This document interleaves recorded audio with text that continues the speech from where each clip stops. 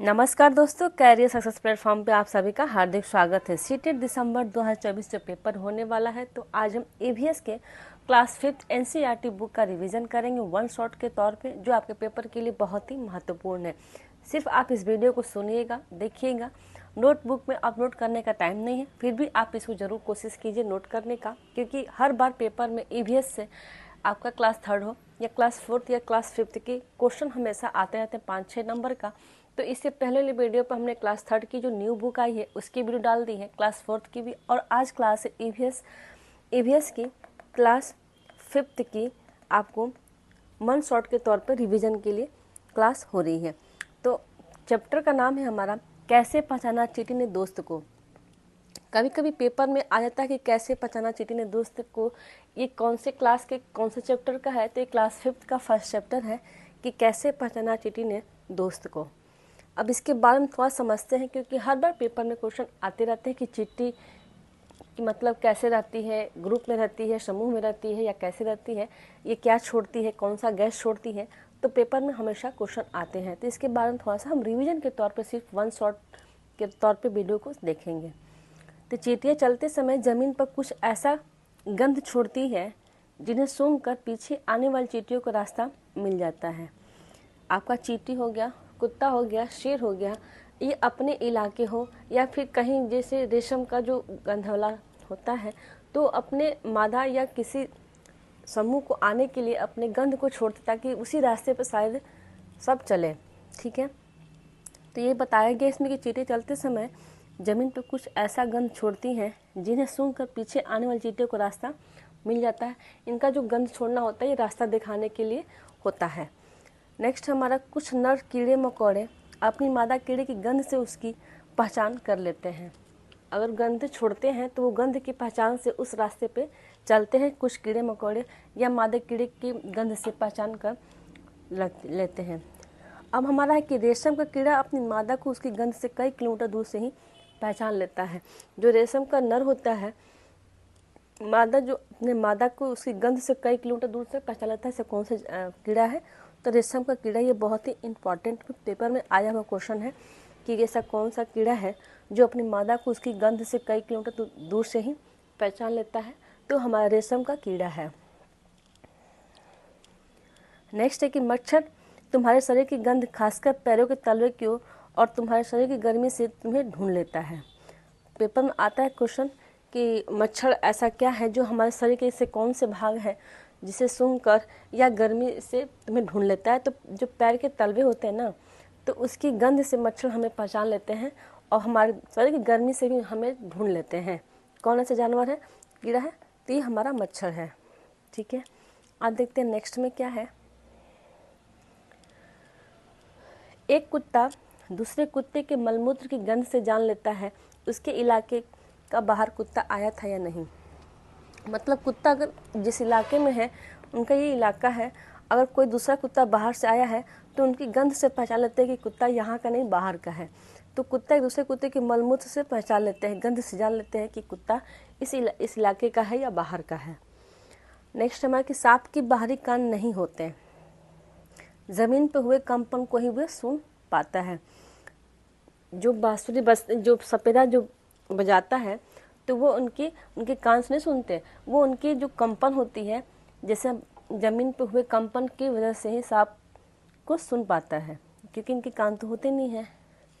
अब नेक्स्ट है कि मछलियाँ खतरे की चेतावनी एक दूसरे की बिजली की तरंगे देती है। पेपर में क्वेश्चन आया था ऑनलाइन के पेपर में कि मछलियाँ खतरे की चेतावनी देने के लिए कैसे पहचान करती है। तो बिजली की तरंगे से दूसरे को बिजली की तरंगे देती हैं, जैसे कि मछली जो खतरे की चेतावनी को पहचान लेती हैं। अब देखते हैं नेक्स्ट में क्या है। सन 2004 दिसंबर में आए सुनामी से कुछ समय पहले जानवरों को अजीब व्यवहार और उनके द्वारा की गई चेतावनी भरी आवाज़ों को अंडमान के खास आदिवासी जाति समझ गए थे। मतलब कि जो साल में 2004 दिसंबर में जो सुनामी लहर आई थी, तो जो पहले जानवर अजीब तरह के व्यवहार या उनके द्वारा की गई चेतावनी भरी आवाज़ों का अंडमान में एक खास आदिवासी ने पहचान गया था, जिससे कि बहुत सारे लोगों की जान वहाँ पे बच गई थी। बाघ अंधेरे में हमसे 6 गुना अधिक बेहतर देख सकता है। पेपर में क्वेश्चन आ सकता है कि बाघ अंधेरे में कितने गुना अधिक देख सकता है हमारी अपेक्षा, 4 या 3 या 6, तो 6 देख सकता है। और जो चीलबाज होते हैं, गिद्ध होते हैं, ये कितना देखते हैं? 4 गुना अधिक तेज देखते हैं। और बाघ अंधेरे में 6 गुना अधिक देख सकता है। बाघ की मूंछ हवा में हुए कंपन को भाप लेती है और उसे शिकार की बिल्कुल सही इस देती है, स्थिति का पता चल जाता है, जिससे उन्हें अंधेरे में रास्ता ढूंढने की भी मदद मिल जाती है। देखते हैं नेक्स्ट में क्या है। अब बाघ का गुर्राना 3 किलोमीटर दूर तक सुना जा सकता है। ये पेपर में क्वेश्चन आया हुआ था कि बाघ जो गुर्राता है तो कितने किलोमीटर दूर तक सुनाई देता है? तो 3 किलोमीटर तक सुनाई देता है। ये बहुत ही इम्पोर्टेंट है, पेपर में आया हुआ क्वेश्चन है। हाथी के उसके दांतों, गेंडे को सींग, शेर, मगरमच्छ और सांप को उनकी खाल के लिए मार दिया जाता है। हाथी के लिए उनके दांतों के लिए मारते हैं, गेंडे को उनके सींग के लिए, शेर, मगरमच्छ, सांप को उनकी खाल के लिए मार दिया जाता है। कस्तूरी हिरण को थोड़ी सी खुशबू के लिए मारते हैं। जो कस्तूरी हिरण की जो खुशबू होती है इतनी अच्छी होती है कि उनकी खुशबू के लिए उन्हें मार दिया जाता है। किसे? कस्तूरी हिरण को। उत्तराखंड की जिम कॉर्बेट नेशनल पार्क और राजस्थान के भरतपुर जिले में घाना जिन जंगलों में जानवरों की शिकार मना है। जो Uttarakhand Jim Corbett national park, Rajasthan के भरतपुर जिले में जो घाना है, जो घाना राष्ट्रीय नेशनल पार्क है, तो उन जंगलों में जानवरों को शिकार करना क्या है? मना किया गया है। अब देखते हैं नेक्स्ट में क्या है। नागगुफन जैसे डिजाइन, रंगोली, कढ़ाई और दीवारों को सजाने के लिए सौराष्ट्र, गुजरात, दक्षिण भारत में प्रयोग किए जाते हैं। कौन कौन से? जैसे नागगुफन है, ये कहाँ प्रयोग होता है? सौराष्ट्र या गुजरात। सौराष्ट्र में जैसे डिजाइन, रंगोली होगी, कढ़ाई होगी, दीवारों को सजाने के लिए होता है, तो सौराष्ट्र मतलब महाराष्ट्र, गुजरात, और दक्षिण भारत में इसके प्रयोग होता है। ये पेपर के लिए बहुत ही महत्वपूर्ण है टॉपिक, तो आप इसे ज़रूर देखें और समझें। चैप्टर का नाम है कहानी सपेरों की। कालबेलिया नाच में भी सांप जैसी मुद्राएं होती है। कालबेलिया नाच में भी सांप जैसी क्या होती है? मुद्राएं होती हैं। बीन, तुम्बा, खंजरी और ढोल के अलावा बाकी तीनों बाजें सूखी लौकी से बनाई जाती है। पेपर में क्वेश्चन आ सकता है कि बीन, तुम्बा, खंजरी, ढोल मतलब किस चीज़ से बने होते हैं? तो ये सूखे लौकी होते हैं ना, उनके बनाए जाते हैं। अब देखते हैं नेक्स्ट में। चैप्टर का नाम है चखने से पचने तक।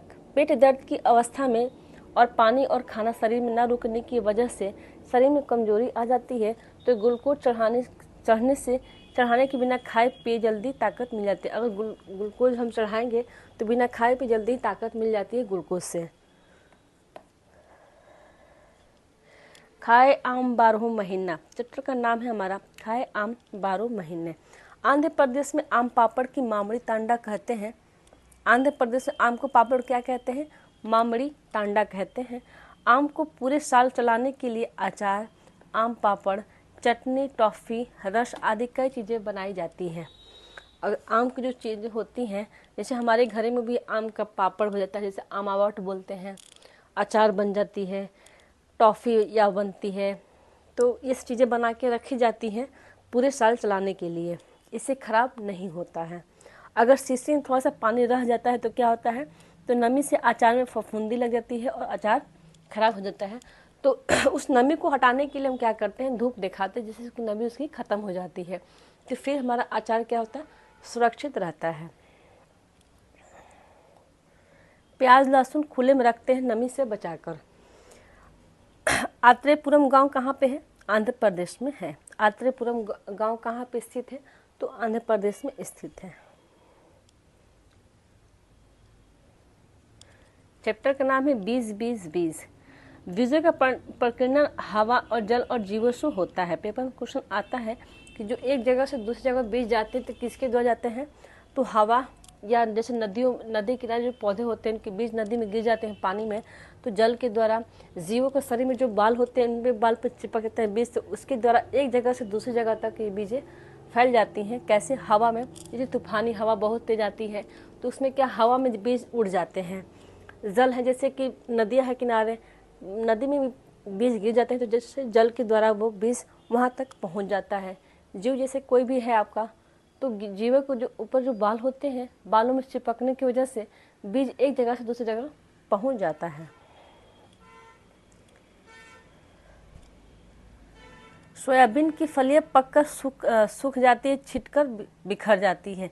जो सोयाबीन की जो फलियां होती हैं, जो सूख जाती है बिल्कुल, तो बिल्कुल अपने आप छिटक कर बीज बिखर जाता है। तो पुर्तगाली लोग मिर्ची ये होगा आपका क्वेश्चन। तो पुर्तगाली लोग मिर्ची, जो पेपर में क्वेश्चन आ सकता है कि पुर्तगाली लोग क्या लेकर आए थे हमारे, तो मिर्ची, टमाटर, आलू, ये दक्षिण अमेरिका से लाए थे पुर्तगाली लोग। क्या क्या लाए थे? मिर्ची, टमाटर, आलू दक्षिण अमेरिका से लाए थे पुर्तगाली लोग। भिंडी कहाँ से आई थी? अफ्रीका से। कॉफ़ी बीन्स, पत्ता गोभी, मटर कहाँ से आया था? यूरोप से। चाय कहाँ से आया था? असम से। और सोयाबीन चीन से। ये पेपर में सारे क्वेश्चन आने वाले हैं कि दक्षिण अमेरिका से पुर्तगाली लोग क्या क्या लेकर आए थे। तो मिर्ची, टमाटर, आलू, अफ्रीका से भिंडी लाए थे, और यूरोप से कॉफ़ी बीन्स लाए थे, कॉफ़ी बीन्स, पत्ता गोभी, मटर लाए थे, असम से चाय लाए थे, और चीन से सोयाबीन लाए थे।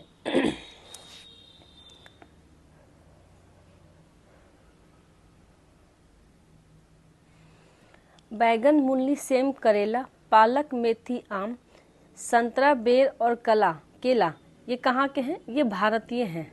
ये कहीं से लाए हुए गए नहीं है, ये भारत में उगाए थे। कौन कौन सा है? बैगन हो गया, मूली, सेम, करेला, पालक, मेथी, आम, संतरा, बेर और केला। ये सब कैसा है? ये सब भारतीय फल हैं या सब्जियां हैं। ठीक है।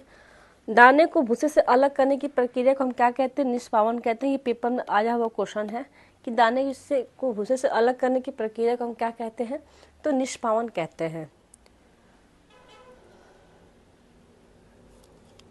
नेफेंथिस कीटाहारी पौधा है।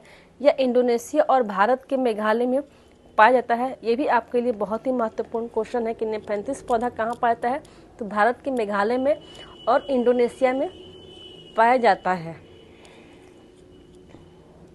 वेल्क्रो का आविष्कार जॉर्ज मेस्टल ने 1948 में किया था। वेल्क्रो कैसा? जो चिपकते नहीं, जैसे सैंडल वगैरह हो, चाहे जूते जो चिपकते हैं और उखड़ जाते हैं, उसको वेल्क्रो कहते हैं। तो इसका आविष्कार किसने किया था? तो जॉर्ज मेस्टल ने 1948 में किया था। यह उन्हें बीच के हुक और कुत्ते पर बीज चिपके देखकर किया था। जो बीज था वो बीज में हुक टाइप के बने हुए थे, तो उनके कुत्ते के ऊपर ये बीज चिपक गया था। उसे देखकर उन्होंने ये आविष्कार किया था। जॉर्ज मेस्टल ने 1948 में इसका आविष्कार किया था, वेल्क्रो का। प्याज जुलाई महीने में उगाई जाती है। ये क्वेश्चन बहुत ही महत्वपूर्ण है कि प्याज कब, किस महीने में उगाई जाती है? तो जुलाई के महीने में इसकी बुवाई होती है। क्रोटन नामक पौधे द्वारा यह पता किया जाता है कि पौधे की सिंचाई कब करनी है। जो क्रोटन नामक पौधा होता है, तो उसके द्वारा क्या पता की जाती है कि पौधे की सिंचाई कब करनी है। नेक्स्ट देखते हैं। अब चैप्टर का नाम है हमारा बूंद बूंद दरिया दरिया। अल-बिरूनी जिस देश से आया था उसे आजकल उज्बेकिस्तान कहते हैं। अल-बिरूनी कहाँ से आया था? उज्बेकिस्तान से आया था। अल-बिरूनी ने भारतीय तालाबों के बारे में लिखा है। राजस्थान के जैसलमेर के अलावा बहुत से ऐसे इलाके हैं जहाँ साल में सिर्फ 10 से 12 दिन बारिश होती है। कितने दिन बारिश होती है? 10 से 12 दिन। वो कौन सा इलाका है? राजस्थान के जैसलमेर में होता है ये। यहाँ की नदियों में भी साल में कई महीने पानी नहीं रहता। जब भाई साल में सिर्फ 10 से 12 दिन बारिश होगी तो नदियों में पानी कहाँ से होगा? तो ये वहाँ की नदियों में कई साल के कई महीने तक के पानी नहीं रहता। उत्तराखंड में ब्याह कर आई दुल्हन झरना और तालाब में जाकर सिर झुकाती है। उत्तराखंड में जो ब्याह कर जो नई दुल्हन होती है वो झरना या तालाब में जाकर अपना सिर झुकाती है। 1986 में जोधपुर और आसपास के इलाकों में सूखा पड़ा था। 1986 में जोधपुर में के आसपास इलाकों में क्या पड़ा था? तो सूखा पड़ गया था। कब? 1986 में।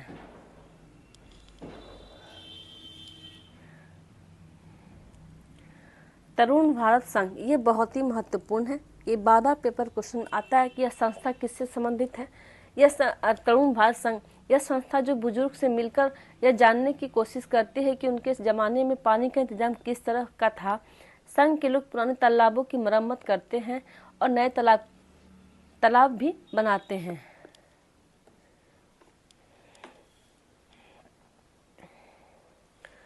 पानी के प्रयोग, चैप्टर का नाम है पानी के प्रयोग।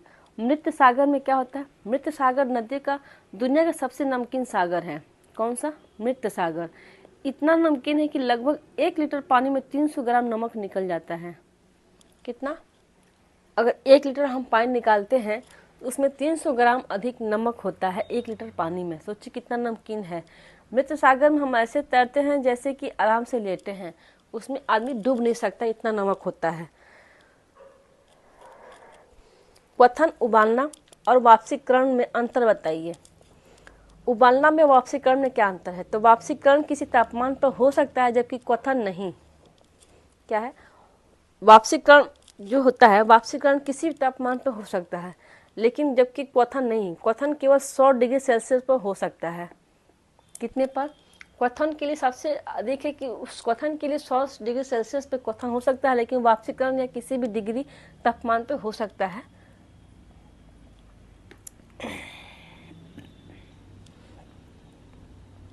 नेक्स्ट है दंडी यात्रा। दंडी यात्रा कब हुई थी? 1930 में।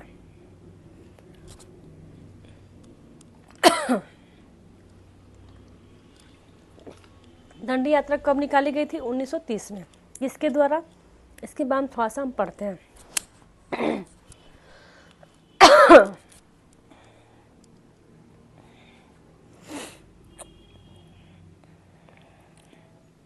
बहुत सालों में अंग्रेजों में आम लोगों के नमक बनाने पर रोक लगाई गई थी। किसमें? दंडी जो 1930 में, बहुत सालों से अंग्रेजों ने आम लोगों पर नमक बनाने पर रोक लगाई थी। ऊपर से नमक पर भारी टैक्स लगा दिया था। इस कानून से लोग अपने घर के इस्तेमाल के लिए भी नमक नहीं बना सकते थे। लोगों को मजबूरी में दुकानों से महंगा नमक खरीदना पड़ता था। तब गांधी जी का कहना था कि जो चीज़ें हमें कुदरत ने दी है उससे बनाने में बंदिश कैसी। ये दांडी यात्रा किसने शुरू की थी? तो गांधी जी ने 1930 में शुरू की थी। क्यों की थी? तो नमक बनाने के लिए।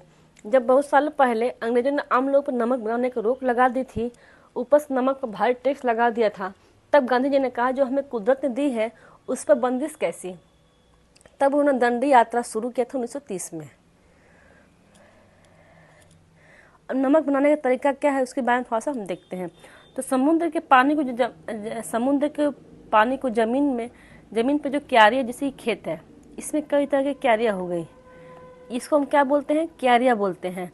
तो समुद्र के पानी को जमीन पर क्यारियों की तरह बनाए गड्ढों में भर दिया जाता है और नमक के ढेर वही रह जाती है। जैसे कि इसमें हम ढेर बना देंगे तो पानी उड़ जाएगा और नमक यहाँ पे रह जाएगा, तो इसीलिए इसको क्यारियाँ बोलते हैं। नमक इस तरह से बनाया जाता है। अब चैप्टर का नाम है मच्छरों की दावत। क्या नाम है? मच्छरों की दावत। अब थोड़े से मच्छरों के बारे में हम पढ़ लेते हैं, कौन से मच्छर से बीमारियां होती हैं और किस मच्छर से कौन से बुखार आते हैं। मलेरिया की दवाई बहुत पुराने समय में सिनकोना का जो पेड़ होते हैं उनकी छाल से दवाई बनाई जाती है। पहले तो लोग छाल को उबालकर और छान का इस्तेमाल करते थे, लेकिन अब छाल की दवाई बनाते हैं। ये बहुत ही महत्वपूर्ण है कि जो मलेरिया की दवाई किससे बनती है, तो सिनकोना के पेड़ की छाल से।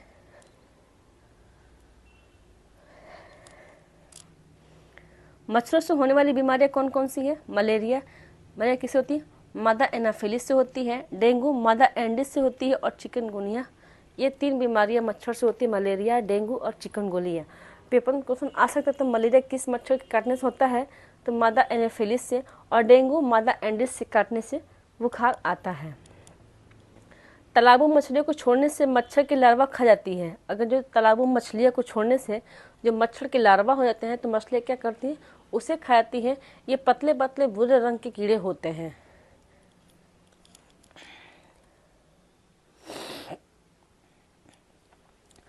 रोनाल्ड रॉस को 1902 में नोबेल पुरस्कार दिया गया था। रॉश ने अपनी खोज में सिकंदराबाद के छोटे से अस्पताल में की थी। मच्छरों के प्रजनन की रोकने के लिए ठहरे पानी पर तेल डालने से ऑक्सीजन की आपूर्ति क्या होती है, कट जाती है, जिससे मच्छरों का प्रजनन थम जाता है। इसकी जो मच्छर किस मच्छर के काटने से कौन सी बीमारी होती है, इन्होंने किससे खोज की थी, तो रोनाल्ड रॉश ने 1902 में खोज की थी, जिससे नोबेल पुरस्कार भी दिया गया था। अनीमिया बीमारी किससे होती है, हीमोग्लोबिन या आयरन कमी से। इसकी ताकत की दवाइयाँ के साथ गुड़, आंवला, हरी पत्तेदार सब्जियां खाने के लिए डॉक्टर सलाह देते हैं, क्योंकि इन सभी में आयरन होता है।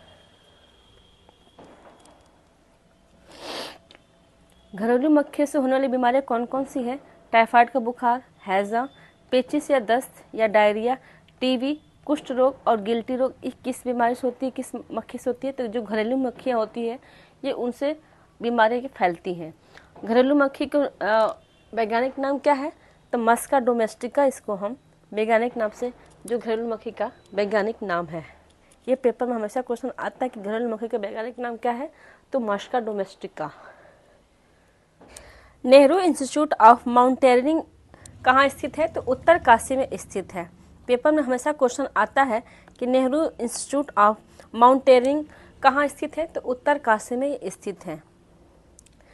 बछेंद्री पाल के बारे में कुछ हम पढ़ते हैं, क्योंकि हर बार पेपर में आता है कि बछेंद्री पाल कहाँ की रहने वाली हैं, इन्होंने क्या जीता था और ये कहाँ की रहने वाली है। तो बछेंद्री पाल एवरेस्ट पर चढ़ने वाली प्रथम महिला बनी थी और विश्व की 5वीं महिला है।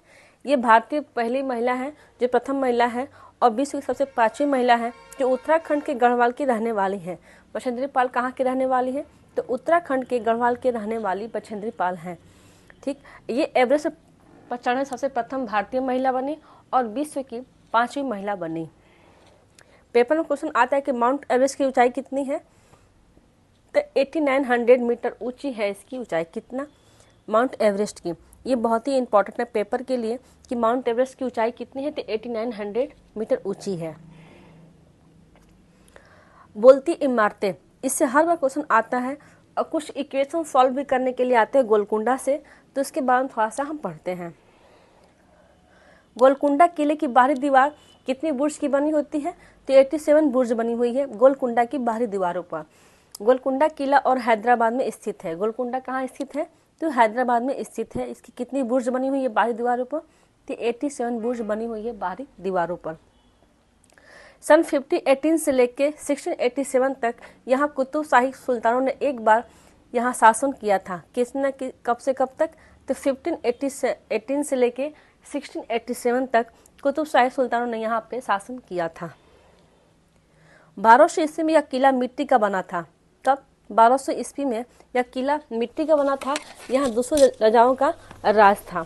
गोलकुंडा का अंतिम सुल्तान कौन था? अबुल हसन। पेपर में क्वेश्चन आ सकता है कि गोलकुंडा का सबसे अंतिम सुल्तान कौन बना था? तो अबुल हसन था। इस किला को काकतीय राजवंश ने बनवाया था। पेपर में क्वेश्चन आता है कि गोलकुंडा का सबसे अंतिम शासन कौन था? तो अबुल हसन। इस किला को किसने बनवाया था? तो काकतीय राजवंश ने बनवाया था इस किला को। नेक्स्ट देखते हैं कि औरंगजेब ने 1687 में गोलकुंडा के किले पर कब्जा किया था। कब किया था औरंगजेब ने? तो 1687 में गोलकुंडा किले पर कब्जा किया था। उसे गोलकुंडा पर कब्जा करने में 8 महीने का समय लगा था। इसको, किसको? औरंगजेब को। कितने समय लगा था? 8 महीने का समय लगा था। अब चैप्टर हमारा है सुनीता अंतरिक्ष। इससे बहुत बार क्वेश्चन आते हैं। सुनीता विलियम्स अमेरिका की अंतरिक्ष एजेंसी में नासा की एक तरफ से अंतरिक्ष में गई थी। वे अंतरिक्ष में सबसे लंबे समय तक रहने वाली महिला बनी। कौन? सुनीता विलियम्स। कल्पना चावला भी नासा की तरफ से अंतरिक्ष में गई थी, लेकिन विमान उतरते वक्त 1 फरवरी 2003 को उनकी दुर्घटनाग्रस्त में मौत हो गई थी। कल्पना चावला की मौत कब हुई थी? तो 1 फरवरी 2003 को विमान से उतरते वक्त इनकी दुर्घटनाग्रस्त हो गई थी। पेपर में क्वेश्चन आ सकता है कि चंद्रमा पर कदम रखने प्रथम व्यक्ति कौन थे? तो नील आर्मस्ट्रांग थे। इन्होंने कब रखा था? तो 21 जुलाई 1969 को चंद्रमा पर कदम रखे थे नील आर्मस्ट्रांग ने। भारतीय मूल की अमेरिकन महिला सुनीता विलियम्स 9 दिसंबर 2006 को अंतरिक्ष में पहुंची थी। ये डिस्कवरी यान से अंतरिक्ष में गई थी। 381 दिन अंतरिक्ष में रहने के बाद ये पृथ्वी पर वापस लौटी थी। ये अंतरिक्ष में कितने दिन रुकी थी? तो 381 दिन रुकी थी। रहने के बाद ये पृथ्वी पर वापस लौटी थी। इनके पिता कहाँ के रहने वाले थे? तो इनके पिता गुजरात के अहमदाबाद के रहने वाले थे। अंतरिक्ष में कोई भी व्यक्ति एक जगह टिक कर नहीं बैठ सकता। एक जगह से दूसरे जगह जाने के लिए उन्हें तैरना पड़ता है। पानी की एक जगह टिका, वहां पे कोई भी चीज, चाहे आपके जो बाल भी होते हैं तो बाल बिल्कुल खड़े खड़े रहते हैं अंतरिक्ष में।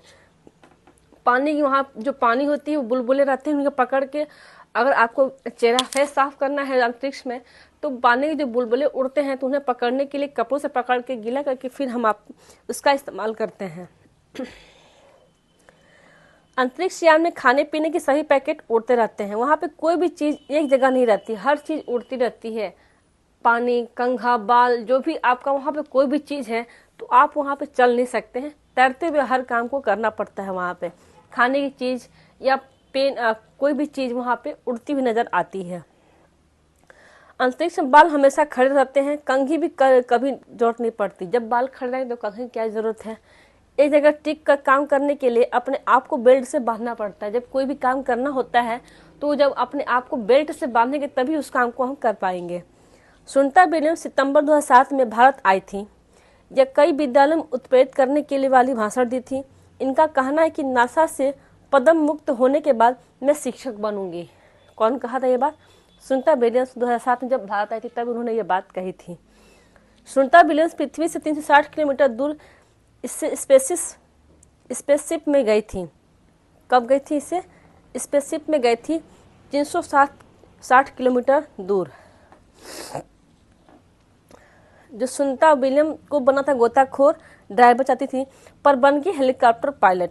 सुनीता को तैराकी खासतौर पर बहुत पसंद है। पेपर में क्वेश्चन आ सकता है कि सुनीता विलियम्स को खासतौर पर क्या पसंद है? तो तैराकी इनको खासतौर पर पसंद है सुनीता को। अब चैप्टर का नाम है खत्म हो जाए तो। पेट्रोलियम जमीन के भीतर से निकाला जाता है। यह गहरे रंग का गाढ़ा बदबूदार होता है। पेट्रोलियम से kerosene, diesel, petrol, engine oil और हवाई जहाज के लिए ईंधन प्राप्त किए जाते हैं। आज हमारे देश में लगभग 2/3 लोग ईंधन के रूप में, कितने लोग? 2/3 लोग ईंधन के रूप में उपले, लकड़ी, सूखी टहनी आदि का इस्तेमाल करते हैं। पेट्रोलियम के साथ एलपीजी गैस प्राप्त की जाती है। देश में पेट्रोलियम का सबसे बड़ा भंडार कौन सा है? वेनेजुएला है। पेट्रोल सबसे भंडार कहाँ है सर? तो वेनेजुएला में है। इसके बाद इराक, ईरान और कुवैत। आप हमेशा पेपर में क्वेश्चन आया हुआ क्वेश्चन था कि पेट्रोलियम सबसे बड़ा भंडार कहाँ पे है? तो वेनेजुएला में है। इसके बाद और कहाँ कहाँ है? तो इराक हो गया, ईरान हो गया और कुवैत हो गया। Very important. अब हमारा टॉपिक का नाम है बसेरा ऊंचाई पर। अंग्रेजी में लोनर का अर्थ होता है अकेले रहने वाला। लोनर का मतलब क्या होता है? तो अकेले रहने वाला। मुंबई से दिल्ली की दूरी लगभग 1400 किलोमीटर है। राष्ट्रीय राजमार्ग के द्वारा मुंबई से दिल्ली तक जाने पर 4 राज्यों को गुजरना पड़ता है। कौन कौन सा? जैसे ये भारत का नक्शा हम ऐसे बनाते हैं, आप समझिएगा। ये आपका हो गया मुंबई और ये हो गया दिल्ली। तो यहाँ से यहाँ तक के जाने के लिए कितने रास्तों का सामना करना पड़ता है? तो महाराष्ट्र, गुजरात, राजस्थान, दिल्ली और हरियाणा। तो मुंबई से जो दिल्ली जाने का रास्ता है कितने राज्यों से गुजरना पड़ता है? तो कौन कौन सा राज्य है? तो गुजरात हो गया, राजस्थान हो गया, दिल्ली और हरियाणा। 4 राज्यों से होकर गुजरना पड़ता है। अब हम पढ़ते हैं मनाली के बारे में, जो कि बहुत ही इम्पोर्टेंट है पेपर के लिए। मनाली हिमाचल प्रदेश में स्थित लेह मनाली से जाने में रोहतांग दर्रे से गुजरना पड़ता है। लद्दाख एक ठंडा रेगिस्तान है, यानी वहाँ पर वर्षा बहुत कम होती है और वनस्पतियाँ भी बहुत कम होती है। लेह को लद्दाख की राजधानी कहा जाता है। लेह को क्या कहते हैं?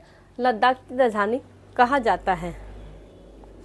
लद्दाख के लोग 2 मंजिला मकान बनाते हैं। सर्दी के दिनों में वहाँ के अपने जानवरों के साथ नीचे मंजिलों में रहते हैं और नीचे वाली मंजिल बिना खिड़की की होती है। सभी घरों की छतें समतल होती हैं। पेपर में क्वेश्चन आ सकता है कि लेह लद्दाख में मकान की छतें कैसी होती है? तो समतल होती है। लद्दाख को क्या कहा जाता है? ठंडा रेगिस्तान कहा जाता है लद्दाख को, क्योंकि वहाँ ठंड ज़्यादा होती है। लद्दाख में सेब और बुखारा की खेती होती है। यहाँ के लोग लाल मिर्च, सीताफल और धान की खेती करते हैं। कहाँ के लोग? लद्दाख के लोग कौन कौन सी खेती करते हैं? लाल मिर्च की, सीताफल की और धान की खेती करते हैं।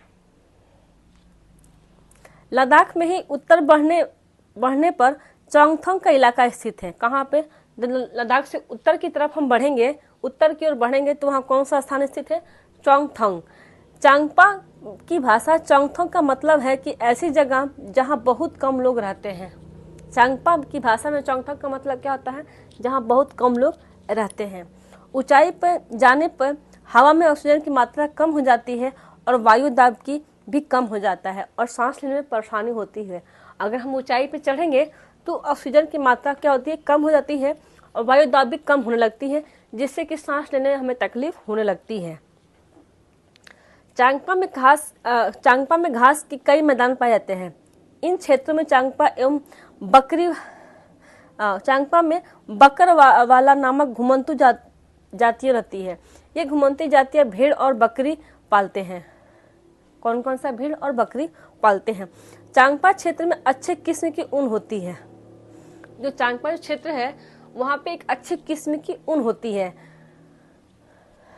कौन सी होती है? अब हम देखते हैं, थोड़ा सा आगे पढ़ते हैं। दुनिया मशहूर पश्मीना शॉल किससे बनती है? ये बकरी के बालों से बनती। देखते हैं कैसे। पश्मीना शॉल बकरी के बाल से बनाई जाती है। पश्मीना शॉल में 6 स्वेटर के बराबर बहुत गर्मी होती है। हमारी एक स्वेटर और पश्मीना, जैसे हमारी पश्मीना शॉल की एक स्वेटर और हमारे 6 स्वेटर की बराबर गर्मी होती है पश्मीना शॉल में। पश्मीना एक खास प्रकार की बकरियों की नस्ल है जो 5000 मीटर ऊंचाई पर रहती है। कितनी ऊंचाई पर रहती है? खास तरह की बकरी जिससे कि पश्मीना शॉल बनाई जाती है तो 5000 मीटर की ऊंचाई पर रहती है। चोंगथंग की ऊंचाई 5000 मीटर है। सर्दी में यहाँ पर न्यूनतम तापमान -40 डिग्री होता है। कितना? -40 डिग्री होता है, सेल्सियस हो जाता है। पश्मीना बकरी 6 बाल मनुष्य की 1 बाल के बराबर होता है। जो बकरी की जो बाल है वो बहुत पतली होती है। हमारी 1 बाल और उस बकरी की 6 बाल बराबर होती है। पश्मीना शॉल हाथ से ही निर्मित की जाती है। उसे मशीन पर हम नहीं बना सकते, उसकी हाथों से बुनाई की जाती है पश्मीना शॉल की। यह बुनकर 250 घंटे में एक शॉल को तैयार करता है। 250 घंटे में एक शॉल तैयार होती है। तो चांगपा लोग के टेंट के घर कैसे होता है? रेबू कहा जाता है। जो चांगपा जिस टेंट में रहते हैं उस टेंट को क्या कहते हैं? रेबू कहते हैं। क्योंकि पेपर में हमेशा क्वेश्चन आता है कि चांगपा के लोग कहाँ रहते हैं? रेबू में रहते हैं। उनके टेंट का नाम क्या है? रेबू। जोजिला तंदारा को श्रीनगर से जोड़ता है। श्रीनगर झेलम नदी के तट पर स्थित है। झेलम नदी डलझील नदी से प्रवाहित होती है। डलझील में 80 फुट लंबे हाउस बोट तैरते हैं। कहाँ पे? डलझील में 80 फुट लंबे हाउस बोट तैरते रहते हैं। हाउस बोट और कई बड़े घरों के अंदर ही छत की लकड़ी सुंदर नक्काशी होती है। इनमें खास डिजाइन होती है। इसको हम क्या कहते हैं? खत्म बंद कहते हैं। इस जो सुंदर नक्काशी होती है, इस खास डिजाइन को होती है, इसे क्या कहते हैं? जिसे हम खत्म बंद कहते हैं। श्रीनगर की डलझील और झेलम नदी में कई परिवार डोंगों में रहते हैं। श्रीनगर की डलझील और झेलम नदी के कई परिवार डोंगों पर रहते हैं। लोनार लेह कश्मीर के पूर्वी क्षेत्र में स्थित है। लोनार कहाँ स्थित है? तो लेह की कश्मीरी पूर्वी क्षेत्र में स्थित है लोनार। यह एक ठंडा रेगिस्तान क्षेत्र है। वहाँ के लोग किसी की स्वागत में जुरे जुरे बोलते हैं। जैसे हम लोग कोई आता है तो हम नमस्ते नमस्ते बोलते हैं, तो वहाँ पे लोग किसी के स्वागत में जुले जुले का प्रयोग करते हैं। कहाँ के लोग? तो लेह के कश्मीर जो पूर्वी क्षेत्र लोनार के लोग हैं, वहाँ के लोग स्वागत में आपको जुले जुले का प्रयोग करते हैं। एक और टॉपिक है क्रोटन का पौधा के बारे में। बहुत ज़्यादा क्वेश्चन आता है कि जो क्रोटन के पौधे की जड़ की जमीन बहुत अंदर नहीं होती है। जब पानी की जरूरत होती है तो वो मुरझाने लगते हैं। क्रोटन के नामक पौधों की जमीन की नमी का पता लगाते हैं कि इसकी जमीन की नमी कितनी है और कितनी नहीं है। अब हमारे चैप्टर का नाम है धरती, जब धरती कांपी। गुजरात के भुज शहर में 26/2001 को विनाशकारी भूकंप आया था। इससे अहमदाबाद बहुत प्रभावित हुआ था। गुजरात के लोग भूकंप के बचाव के लिए घर चिकनी मिट्टी से चिकनी, ये जो गुजरात का जो भुज शहर है, यहाँ पे कब आया था भूकंप? तो 26/2001 को आया था।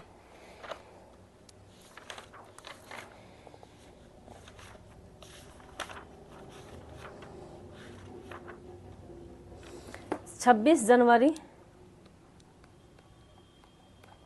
गुजरात के भुज शहर में 26 जनवरी 2001 को विनाशकारी भूकंप आया था, जिससे अहमदाबाद बहुत ही प्रभावित हुआ था। ये आपका सुनवाई गलत लिखा गया यहाँ पे टाइपिंग। ये जनवरी के महीना में भूकंप आया था। कहाँ पे? अहमदाबाद, गुजरात के अहमदाबाद में, जिससे वहाँ बहुत ही अहमदाबाद प्रभावित हुआ था। गुजरात के लोग भूकंप के बचाव के लिए घर चिकनी मिट्टी और चिकनी मिट्टी में गोबर मिलाकर बड़ी बड़ी उपले बनाते हैं और उन्हें एक दूसरे पर रखकर दीवारें खड़ा करते हैं।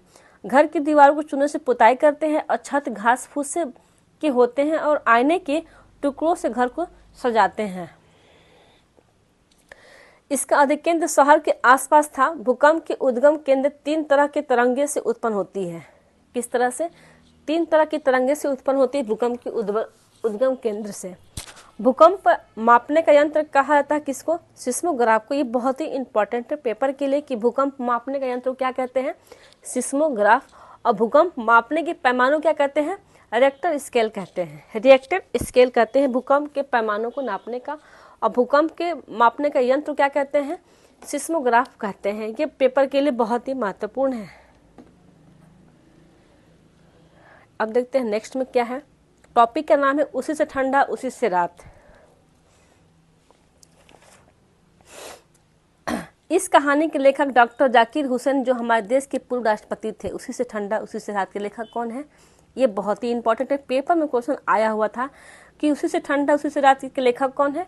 तो डॉक्टर जाकिर हुसैन, जो हमारे देश के पूर्व राष्ट्रपति थे। हृदय की धड़कन एवं अन्य लोगों का पता लगाने के लिए डॉक्टर स्टेथोस्कोप का प्रयोग करते हैं। हृदय 1 मिनट में कितनी बार धड़कता है? तो 72 बार धड़कता है। ठंडी हवा नीचे आती है क्योंकि भारी होती है और गर्म हवा ऊपर जाएगी क्योंकि ये हल्की होती है। ठीक है। नेक्स्ट टॉपिक हमारा कौन करेगा यह काम।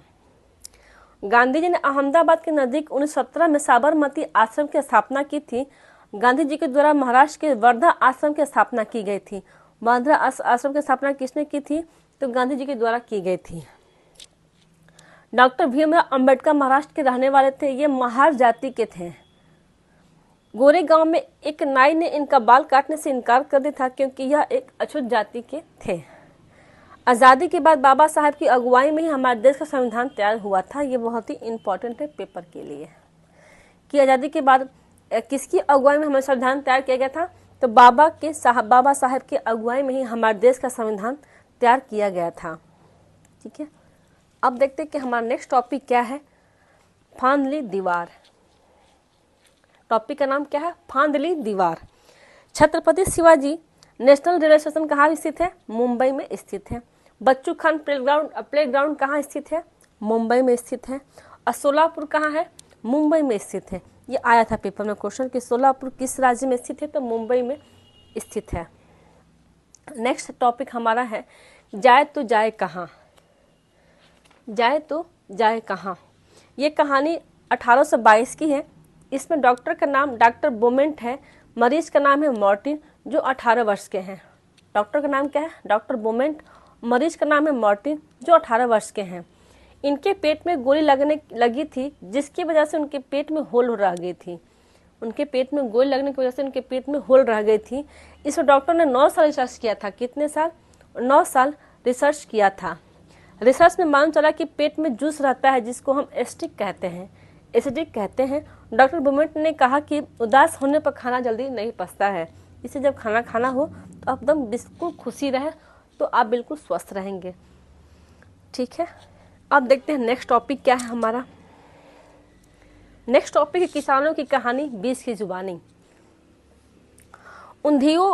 ऊंधियो गुजरात का खाद्य व्यंजन है। ये बहुत ही इंपॉर्टेंट है। इससे बाजरे की रोटी के साथ इस खाते हैं। ऊंधियो जो है उसको किसके साथ खाते हैं?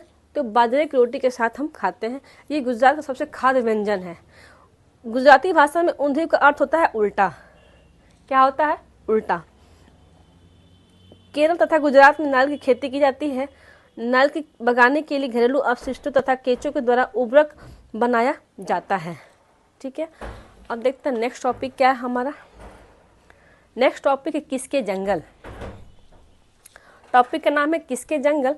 सूर्यमणि एक चमकता सितारा गर्ल स्टार है। झारखंड की कुछ जनजाति की भाषा को कुडुक भाषा कहते हैं। झारखंड की कुछ जनजाति जो भाषा को क्या कहते हैं? कुडुक कहते हैं। यह एक जनजाति के लोग वनों को अपना सजा बैंक मानते हैं। सूर्यमणि एक आदिवासी महिला थी जिसने वाशवी दीदी के साथ मिलकर झारखंड की जंगल बचाओ आंदोलन की शुरुआत की थी। सूर्यमणि कुडुक समाज से थी। सूर्यमणि के द्वारा आदिवासियों के विकास के लिए एक सामुदायिक केंद्र खोला गया जिसका नाम था तोरांग। तोरांग का मतलब क्या होता है? जंगल। तोरांग में कुडुक समाज और आदिवासियों की खास किताबों को संभाल कर रखा गया है। गाने बजाने की कई चीजें से जैसे बांसुरी, तरह तरह के ढोल भी हैं। मिजोरम में झूम की खेती की जाती है। मिजोरम में किसी खेती होती है तो झूम की खेती की जाती है, जिसे स्थानांतरित खेती भी कहा जाता है। खेती पर जन समुदाय का अधिकार होता है। लॉटरी के द्वारा जमीन का आवंटन किया जाता है।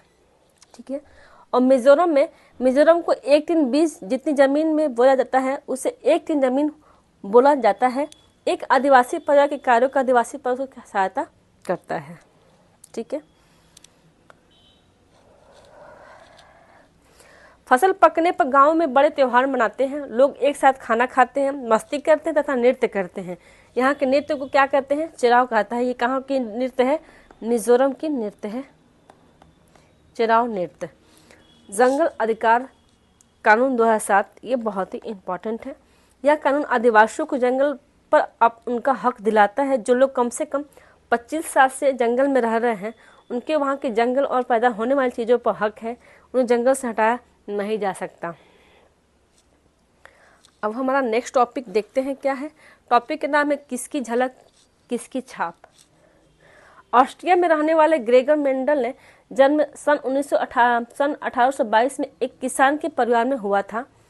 इन्होंने 7 साल तक मठ के बगीचे में 28,000 पौधों पर बारीकी से प्रयोग किया था, मतलब रिसर्च किए थे कि इन्होंने ग्रेगर मेंडल ने।